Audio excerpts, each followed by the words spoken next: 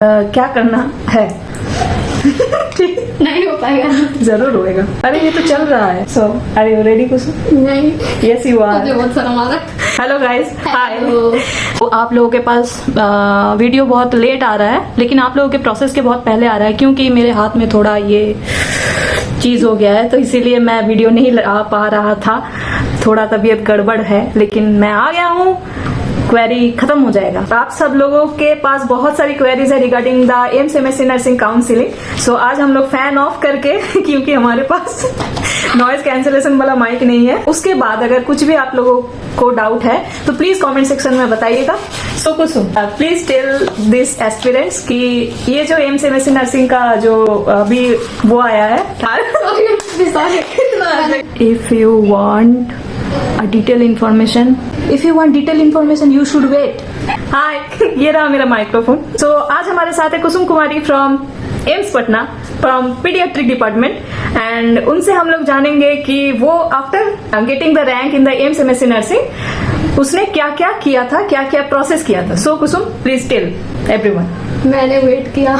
कुसुम ने वेट किया। हाँ ठीक है, तो फिर रिजल्ट आया था 27 ऑफ क्या जून था जून को। Okay. और एग्जाम हुए थे 21 को, और उसके 7 जुलाई को फिर आया था नोटिफिकेशन। 7 जुलाई को चॉइस फिलिंग वाला नोटिफिकेशन। चॉइस फिलिंग के जो भी थे, चॉइस फिलिंग के notification first round second round की कब चॉइस फिलिंग होंगे और कब फर्स्ट राउंड का सीट अलॉटमेंट होगा और किसके बीच एडमिशन लेना है, मतलब किस डेट के बीच एडमिशन लेना है। मतलब लगभग रिजल्ट निकलने के 7 दिन के अंदर चॉइस फिलिंग का इंफॉर्मेशन आ जाता है। हाँ, तो ये नोटिफिकेशन 7 को आया था, और उसमें मतलब सिर्फ एक ही नोटिफिकेशन नहीं, 4 नोटिफिकेशन होते हैं। एक में मतलब टाइमिंग वगैरह और डेट वगैरह मेंशन होता है कि कब क्या करवाना है, कब काउंसलिंग कराना है, कब एडमिशन के लिए जाना है, और दूसरे में होता है कि कैसे चॉइस फिलिंग करना है। उसको स्टेप वाइज सिखाया जाता है, मतलब बताया जाता है।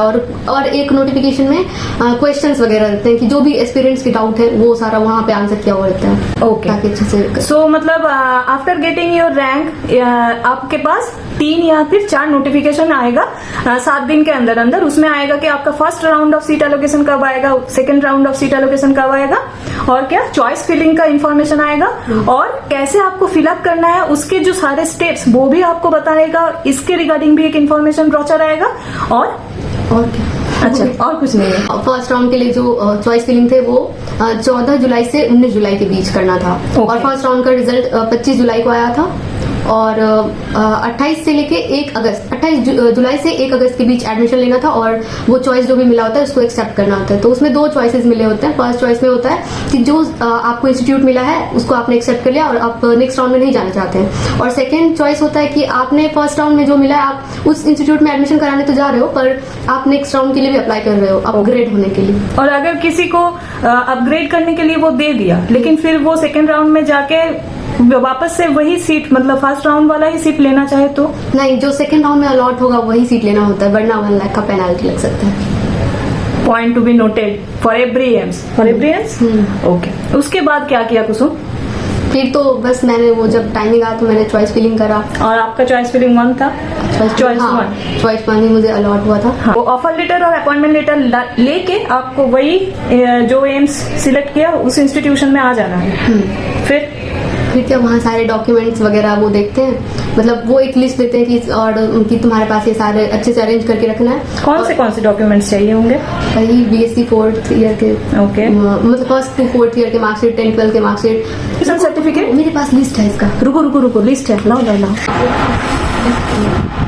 आगे हम लोग कॉपी लेके, जिस कॉपी में कुसुम ने पूरा अच्छी तरीके से डिटेलिंग में कौन कौन से डॉक्यूमेंट्स लगेंगे उसका पूरा डिटेल लिखा हुआ है। कुसुम please read this.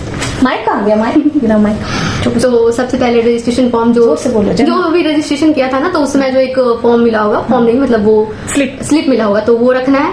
Admit card होना चाहिए, और सीट एलोकेशन का जो ऑफर लेटर होगा वो, और first year to 4th year के मार्कशीट, और 10th 12th के मार्कशीट, और प्रोविजनल सर्टिफिकेट्स अगर होंगे या फिर हाँ तो वो चाहिए होता है। फिर कैटेगरी सर्टिफिकेट, RNRM सर्टिफिकेट, आधार कार्ड, एफिडेविट, एंटी रैगिंग। किसी इंस्टीट्यूट में उसी समय सबमिट करना होता है, किसी इंस्टीट्यूट में आप बाद में भी सबमिट कर सकते हो। फिर इंस्टीट्यूट रिकॉग्निशन सर्टिफिकेट चाहिए होता है, फोटो 10 चाहिए होता है, और जो भी मैंने बताया इसके 2 कॉपी चाहिए ओरिजिनल के अलावा। हाँ ओके, फोन 2 जेरॉक्स कॉपी चाहिए। हाँ, इन सारे। और माइग्रेशन के लिए बिल्कुल भी चिंता मत कीजिए, क्योंकि माइग्रेशन कैसे करवाना है, मैं वेस्ट बंगाल बोर्ड से हूँ तो मैं बता दूंगा कि कैसे माइग्रेशन सर्टिफिकेट है।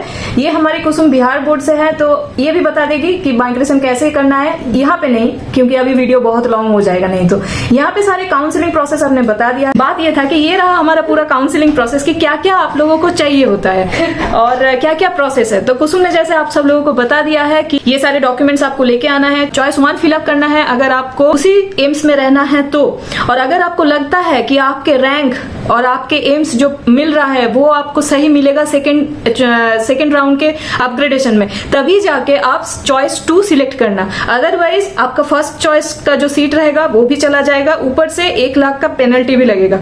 तो अपना रैंक और अपना कैटेगरी देख के अपना चूज करना कि कौन से एम्स में कौन से सब्जेक्ट में आपको जाना है। The main point before any counselling process is choice filling. So do choice filling very seriously, it's a very serious matter. ICU वाला सीरियसनेस लेके चॉइस फिलिंग करना है कि आपका ये रैंक है, आपका ये आपका ये रैंक है, आपका ये कैटेगरी है, तो आपको कौन सी एम्स चूज करना है, कौन सा सब्जेक्ट चूज करना है, ठीक है। इसके बाद भी अगर आपको कुछ भी क्वेरी हो please let me know, comment section खुला है आप सबके लिए, एंड फॉलो कर लीजिए, नहीं तो पूछेंगे कैसे।